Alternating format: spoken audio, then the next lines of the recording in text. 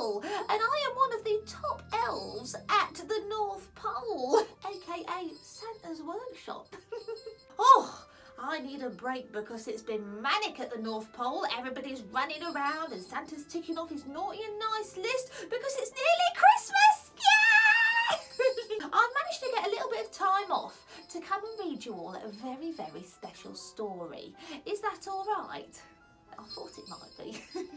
So my special story today is all about the time a long time ago when Santa Claus got very tired after all of his Christmas work, and everybody thought, do you know what? Santa never gets any presents, so I think it's about time we gave him something nice. So this is the story of Santa's surprises.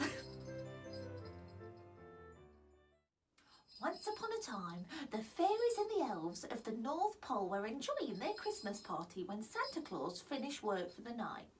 The tired old man heard all the laughter and the music as he led his sleepy reindeer to the barn for a rest. He smiled and he said, "Ho, ho, ho, ho! Well done, boys, thank you," as the deer snuggled down in the straw. Meanwhile, the fairies and the elves were playing musical statues. They had to dance around the room, and then, when the music stopped, they had to stay in the same position and hold as still as they possibly could. Everyone that moved was out, and the last one was the winner. The music stopped, and bump! Holly the fairy fell in a heap on the floor, and everyone burst out laughing. She had been flying, and when she stopped flapping her wings to be a statue, she fell to the ground. Embarrassed, she crept outside. Then she saw Santa's sleigh by the barn and decided to invite him to the party. Inside the barn, Holly found Santa Claus fast asleep and couldn't help but giggle at his snoring.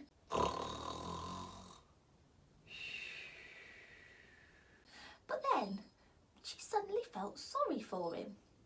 He must be so worn out after travelling all over the world to make Christmas wonderful for all the children, she thought. And now he's too tired to enjoy Christmas. What a shame. Holly flapped her wings and went back to the big party. Everyone was sitting round a huge table and tucking in to ice cream, fairy cakes, jelly and trifle. One naughty elf threw some jelly across the table and it hit another elf in the face. Splat! It hit Eddie Elf in the face! Stop that, Elmer, said Holly, surprising the naughty elf as she flew over him and tapped him on the head. Holly found her place at the table next to Ivy, the queen of the Christmas fairies, and said to her, Santa's asleep in the barn. I feel so sad. I've never even thought how tired he must be after making all the boys and girls happy, and yet no one gives him anything. He makes Christmas special, but where are his presents? Maybe we could find some for him before he wakes up. Yes, you're right. Christmas should be special for Santa too, said Ivy, and then she banged on the table. Listen, everyone, listen. Poor Santa is fast asleep and tired out in the barn, and so he won't enjoy Christmas, and he won't even have any presents to open. Let's all think and see what we can do to make Christmas special for Santa, because he works so hard for everyone else.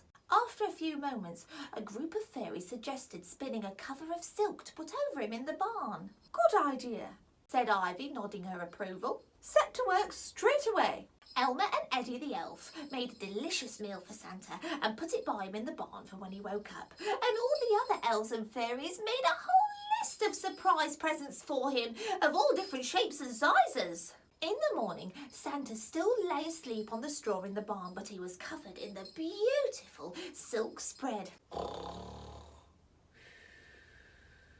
A big meal and all the presents were awaiting him for when he woke up. But he didn't wake up. He slept all day, and the next day, and the next day. Santa's food was replaced each day, and everybody kept thinking of new exciting presents to get him until the barn was completely full to the top. What are we ever going to do with all these presents? Christmas is over. I think I know, answered Ivy. Children open a little window in an advent calendar every day in December leading up to Christmas, don't they? They get a surprise every day.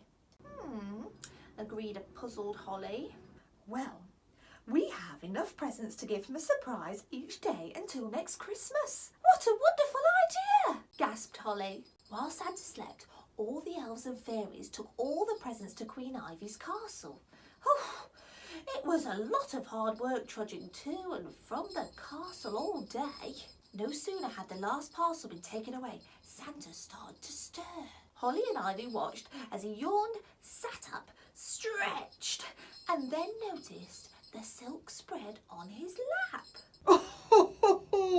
For me? He smiled. What a lovely surprise. Every morning after that, until the following Christmas, there was always a special surprise for Santa on his doorstep. Sometimes it was a carving from a carpenter elf, and sometimes it was socks, or it might have been a pretty lampshade, or a jar of honey, or sweets, or even pyjamas.